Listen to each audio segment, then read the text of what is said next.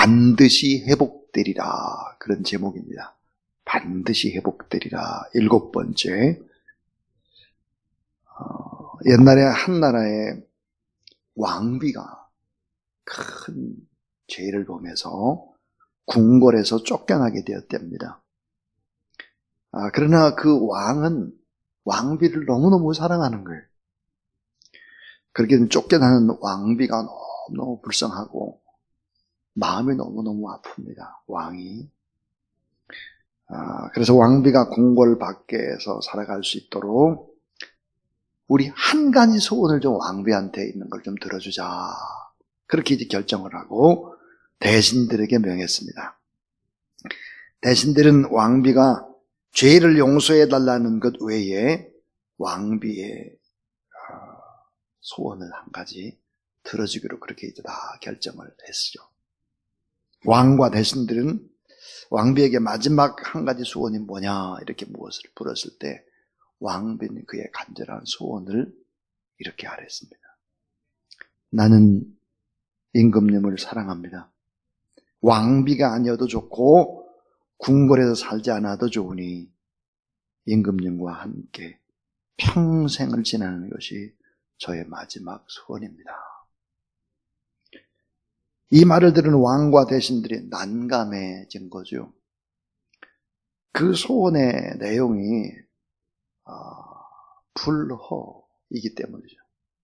불허 조건이고, 자, 왕을 내보낼 수 없는 일이었기 때문에 어쩔 수 없이 왕비를 다시 그럼 모시자 이렇게 결정을 했다는 거예요. 그래서 왕이 왕비에게 물었습니다. 왕은 어찌 그토록 지혜로운 대답을 할 수 있었나요? 이렇게 물었을 때 왕비가 대답을 했습니다.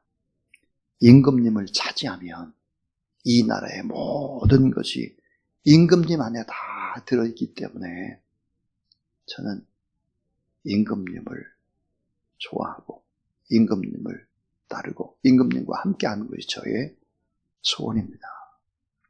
왕비가 참 지혜로웠죠.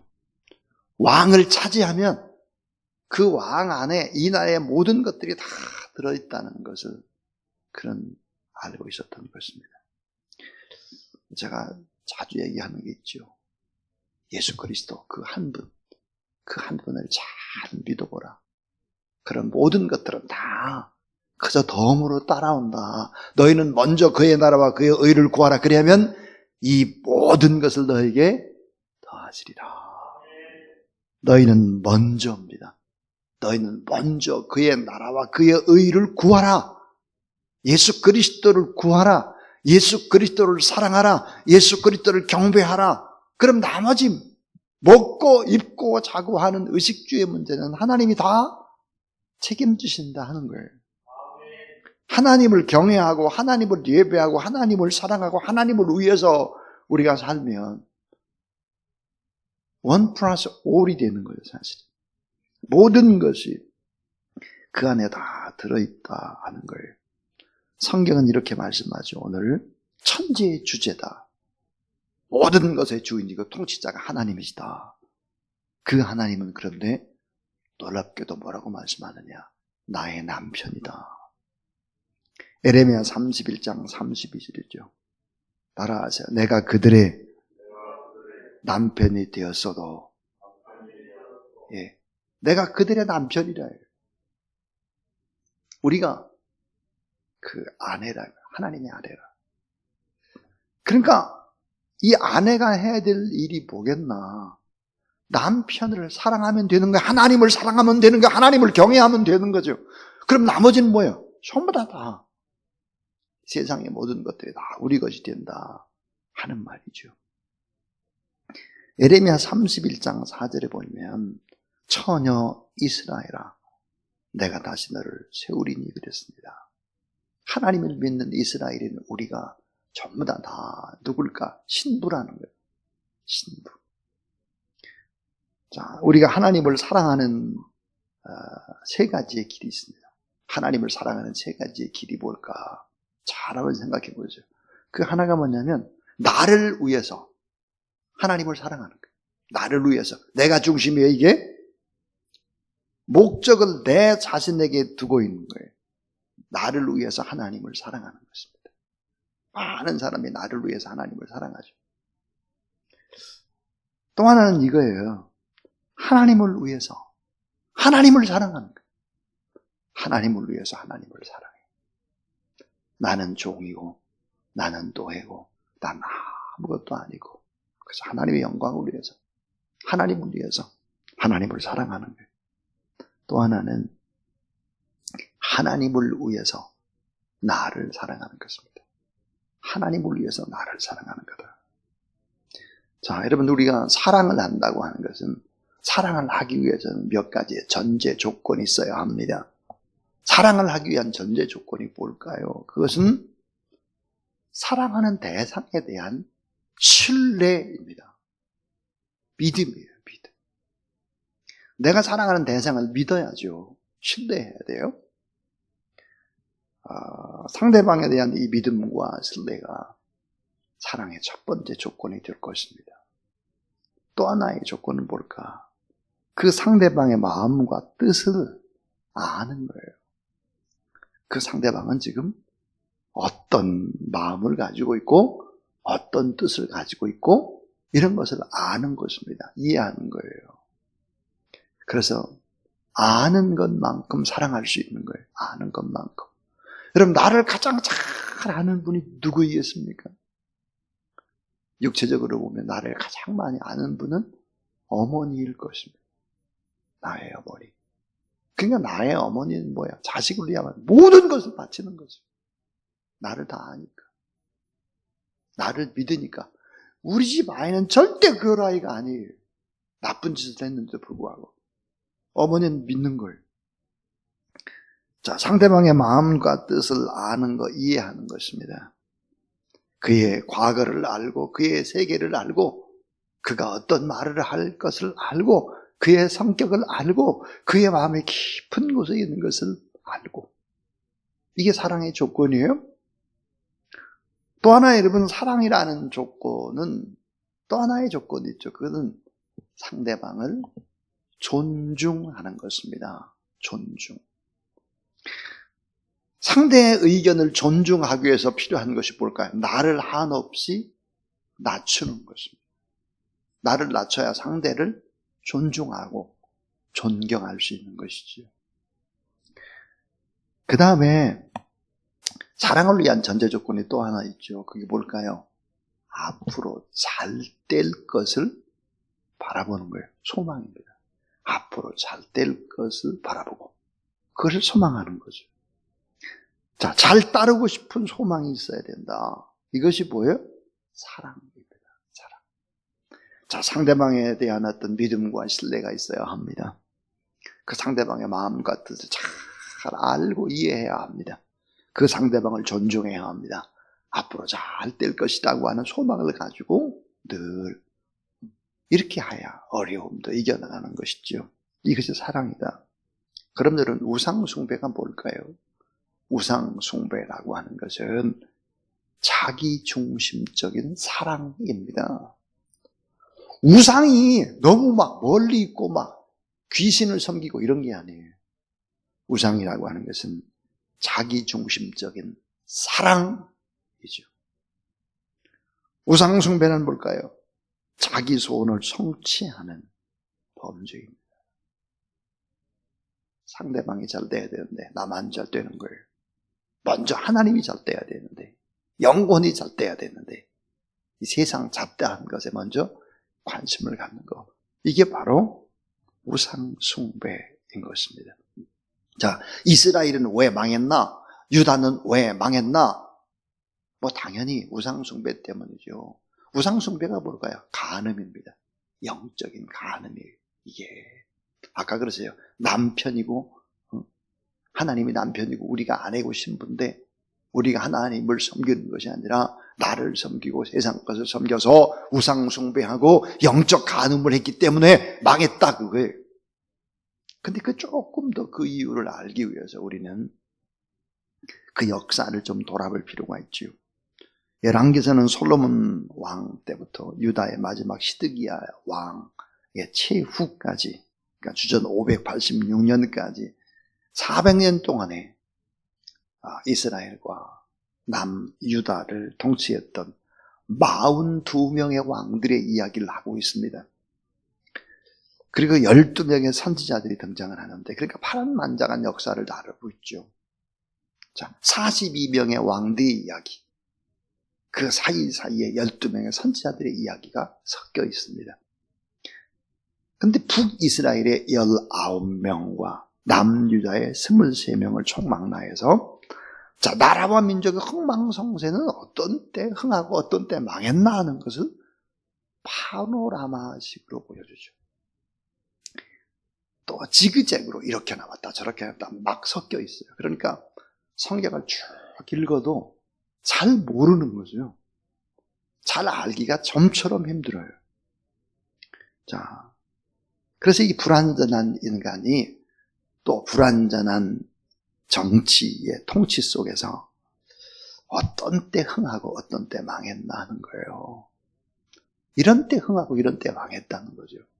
그거를 한번 간단히 한번 우리가 이야기를 논하고 오늘 이 본문을 보면 훨씬 더 눈이 번쩍 뜨이게 될 것입니다. 자, 왕이 좀 부족해요. 왕이 좀 부족해도 그 왕이 하나님을 잘 믿고 하나님 앞에 눈물로 기도하면 그 나라가 잘 됐어요. 그리고 또 그 곁에는 또 누가 있었냐? 좋은 선지자가 있었어요.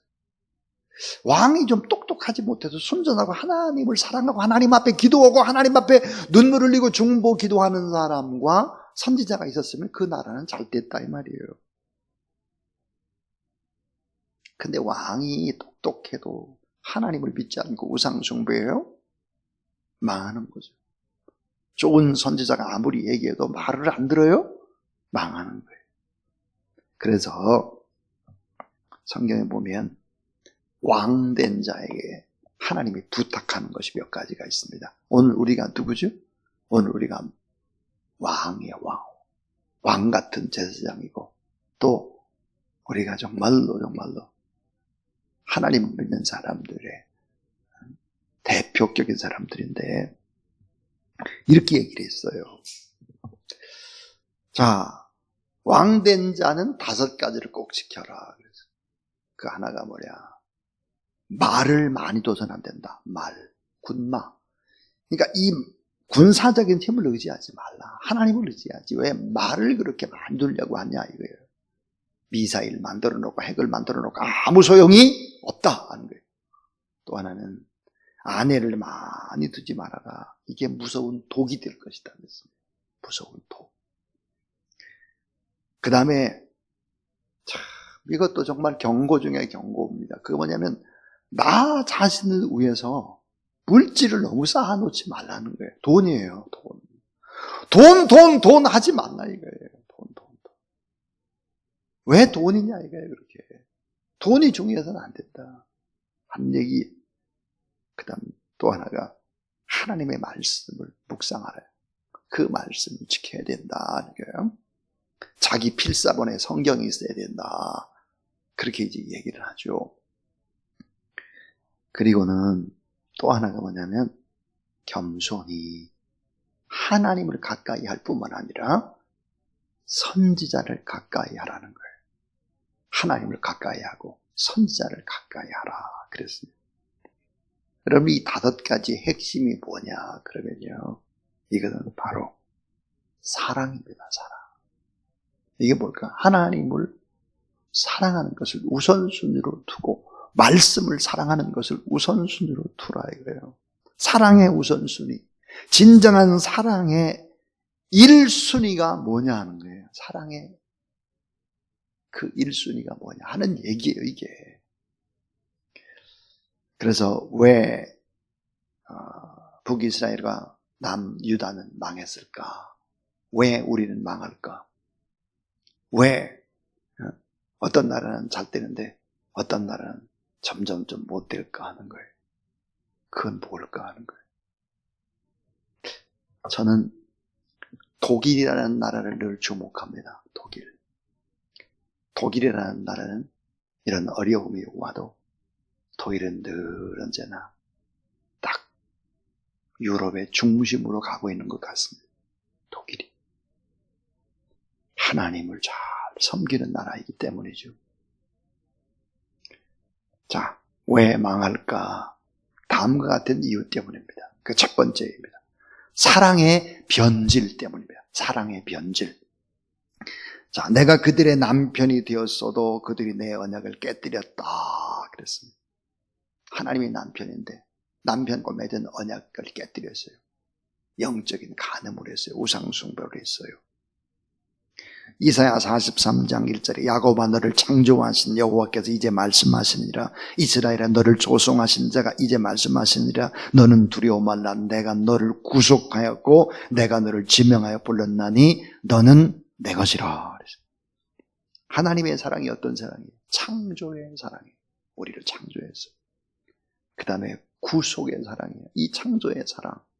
인간이 타락할 때는 자기의 자녀를, 자기 아들을 십자가에 매달아 못 박혀 죽게 하고 그 값을 지불하는 구속의 사랑, 값을 지불한 희생적 사랑, 늘 함께 하시는 사랑, 존귀와 영광과 찬양을 함께 나누는 사랑, 그 다음에 사랑하는 아내를 사랑하는 신랑의 사랑, 혈육을 뛰어넘는 영원한 사랑, 이게 하나님의 사랑이에요. 그런데 오늘 말씀해 보면 예레미야 32장 17절이에요. 시작이 뭘까요? 슬프도소이다.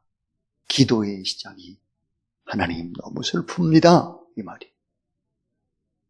주 여호와여 주께서 그 능력과 교신 받는 천지를 창조하셨사오니 창조의 하나님, 창조하시는 사랑의 하나님. 주에게는 할 수 없는 일이 없으시니이다. 주는 은혜를 천만인에게 베푸시며 아버지의 제약을 후손의 품에 갚으시오니 크고 능력이 있으신 하나님이요 이름은 만군의 여호와이시니라 그랬습니다. 근데 보니까 이 하나님을 사랑하지 않았다는 거예요. 그것이 슬프다는 것입니다. 다시 말하면 신랑과 신부가 맺은 이 언약을 지키지 않아서 깨졌다는 거예요. 선민의 언약, 시내산의 언약, 그 언약이 다 깨져버렸습니다 하는 거예요. 사랑의 변질. 그래서 우상 숭배를 하고 바알과 아세라를 섬기면서 영적 간음을 하고 그 다음에 아들과 딸을 이방의 신 몰렉에게 바쳐요. 아들과 딸을 죽여서 바치는 거예요. 그래서 오늘 35절을 한번 보실까요? 35절에 보면 흰놈의 아들의 골짜기에 바알의 산당을 건축하며 자기들의 아들과 딸들을 몰렉 앞으로 지나게 하였느니라 그랬어요. 바쳐버렸어요. 가증한 일을 행했다 그랬어요. 왜 망하냐 이게 왜? 그것은 바로 사랑의 변질 때문이다. 하나님만 사랑해야 되는데 하나님의 말씀을 따르지 않고 그 맺은 언약의 관계를 파괴했다. 그래서 오늘 본문에 뭐라고 얘기하느냐? 이렇게 얘기하죠. 모든 재앙이 임했다. 그래서 칼과 기근과 전염병이 난무하고 예루살렘 성은 결국은 바벨론에게 뺏기고 모든 집은 불태워지고 하나님이 경노하게 됐다. 이렇게 말을 하고 있습니다. 그러니까 여러분 우리가 잘 되고 또 우리가 하나님을 사랑하고 그렇게 하기 위해서 이 하나님을 잘 섬기고 하나님의 뜻을 따르는 것이 너무너무 중요한 얘기죠. 두 번째, 왜 망했나? 자, 망한 이유가 뭘까 하는 거죠. 그것은 바로 중보자가 없었기 때문입니다. 중보자가 없었어요. 이 거룩한 중보자가 있어야 되는데 없어요. 거룩해야 될 사람이 없어요. 가장 경건해야 될 사람들이 범죄를 했다고 얘기를 하고 있습니다. 32절에 제사장과 선지자와 종교 지도자들이 다 타락을 했다. 그렇습니다. 가장 의롭고 공정해야 할 사람들이 불의와 불공정의 범죄를 저질렀다. 그래서 32절을 보시죠. 32절에 보면 이는 이스라엘 자손과 유다 자손이 모든 악을 행하여 내 노여움을 일으켰습니다. 그들과 그들의 왕들과 그들의 고관들과 그들의 제사장들과 그의 선지자들과 그랬습니다. 그러니까 왕도 방백도 고관 대작도 자, 불의를 행하고 불공정의 범죄를 저질렀다. 거기다가 범죄가 차곡차곡 쌓아져 갔죠. 그래서 31절을 보면 이 성이 건설된 날부터 오늘까지 나의 노여움과 분을 일으키며 내가 그 앞에서 그것을 옮기려 하노니 그랬습니다. 이건 뭘까요? 고의적인 범죄입니다. 고의적이에요. 알고 있으면서 범죄를 한 거예요. 이렇게 살면 안 되는데 하면서 이렇게 산 거죠. 고의적인 범죄가 자행되고 총체적인 죄악들이 축적되면서 이스라엘 백성과 유다 백성들도 하나님을 섬기지 않았다는 것이죠. 그러니까 하나님의 심정은 어땠을까? 내가 사랑하는 아내가 다른 길로 가요. 네. 너무너무 남편인 하나님이 보기에 너무 고통스러운 거죠. 사랑의 배신이 결국은 심판을 가져왔는데 이 심판을 막을 중보자가 있어야 되는데 그런 중보자들이 없었다 하는 거죠. 대신 눈물로 흘려줘야 되는 제사장이 있어야 되는데 그런 제사장들이 없었다. 그러니까 하나님 앞에 의인이 하나도 없었고 회개하고 애통하는 사람이 하나도 없었기 때문이다 하는 거예요. 이 나라 이 민족이 지금까지 이렇게 건재하고 이 어려움 속에서 잘 될 수 있는 가능성을 가진 것이 뭘까? 그럼 정치를 잘해서 그런 것이 결코 아니고 눈물로 기도하는 그런 거룩한 중보자들 때문에 하나님이 이 나라의 민족을 사용하고 있다는 사실을 믿으시길 바랍니다. 오늘 여러분도 마찬가지. 오늘 우리가 하나님 앞에 나 살기 위해서, 내 가정 살기 위해서, 우리 교회 잘 되기 위해서 그것이 아니고 하나님의 나라를 위해서, 이 나라의 민족을 위해서 거룩하게 중보하는 그런 여러분 되길 주의 이름으로 축원합니다. 마지막 세 번째예요. 그래서 신랑과 신부 사이에 언약이 다 깨져버려가지고 이 언약을 결국은 회복하려면 세 번째가 필요한 것이죠. 새 언약을 통해서 완전한 회복을 주시는 하나님의 새 언약입니다. 새 언약. 자, 세상에는 참 여러 종류의 사람들이 있지요. 수고하고 무거운 짐진 자들아 다 내게로 오라 그러는데 이 수고의 짐을 지고 가는 사람, 끌고 가는 사람 많이 있어요. 그 하나가 직접 자기가 지고 가요. 직접 짐을 지고 가. 성경에 보니까 시편 38편 4절에 내 죄악이 내 머리에 넘쳐서 무거운 짐 같으니 감당할 수 없나이다. 그리고 출애굽 6장 6절은 또 이렇게 말했어요. 내가 애굽 사람의 무거운 짐 밑에서 너희를 빼내며 그랬어요. 짐을 직접 지고 가요. 자기가. 또 하나는 짐을 끌고 가요. 끌고 가. 지는 것이 아니라 끌어. 또 하나는 어떤 사람들이 있느냐. 바퀴를 달고 끌고 가요. 바퀴. 근데 이 새 언약의 사람들은 네 번째예요. 짐도 싣고 나도 타고 그리고는 예수님이 운전해주는 사람. 이게 새 언약의 사람. 나도 타고 짐도 싣고 예수님이 운전해주는 인생.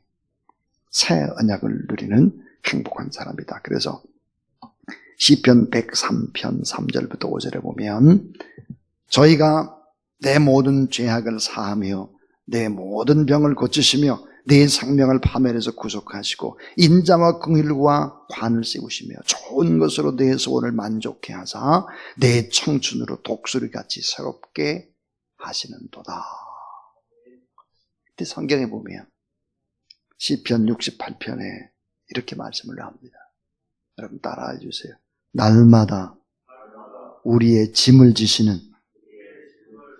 자, 날마다 우리의 짐을 지신다는 거예요. 날마다 우리의 짐을 대신 져줘요. 우리의 구원이신 하나님을 찬송할지로다. 우리의 짐을 져주시는 그분. 그래서 옛 언약이 바로 돌판에 새긴 언약이라면 돌판. 새 언약은 우리 마음속에 신비에 심겨주고 성령님께서 우리 마음 안에 오셔서 오늘도 자발적인 언약의 법을 지키고 살아가도록 하나님께서 함께 하셨고, 하나님의 은혜로 우리의 모든 죄악들을 용서해 주시고 성령의 능력을 주셔서 참 평강과 풍성함을 주시는 새 언약의 예수 그리스도, 이 새 언약 예수 그리스도의 십자가에 못 박혀 속죄의 제물 되시고 부활하심으로 의롭게 되시고 그 성령으로 성취된 이 새 언약, 이 새 언약의 예수 그리스도를 믿고 살아갈 때 온전히 회복될 수 있다 하는 것입니다. 오늘도 이 새 언약 안에서 하나님께서 주시는 은혜 속에서 승리하는, 반드시 회복되는 그런 여러분 되길 주의 이름으로 축원합니다. 사랑이 변질되면 망합니다. 거룩해야 될 중보자가 없으면 망합니다. 새 언약에 예수 그리스도가 없으면 망하는 것입니다. 히브리서 4장 16절, 그러므로 우리가 긍휼하심을 받고 때를 따라 돕는 은혜를 얻기 위하여 은혜의 보좌 앞에 담대히 나갈 것이니라. 우리가 하나님 앞에 긍휼하심을 받고 때를 따라 돕는 하나님의 은혜를 얻기 위해서 그 은혜의 보좌 앞에 담대히 나가서 그 새 언약 안에 우리가 살게 되면 우리가 구원받을 뿐만 아니라 나머지는 다 부수적으로 보너스로 하나님께서 복을 허락하신다는 사실을 믿으시기를 바랍니다.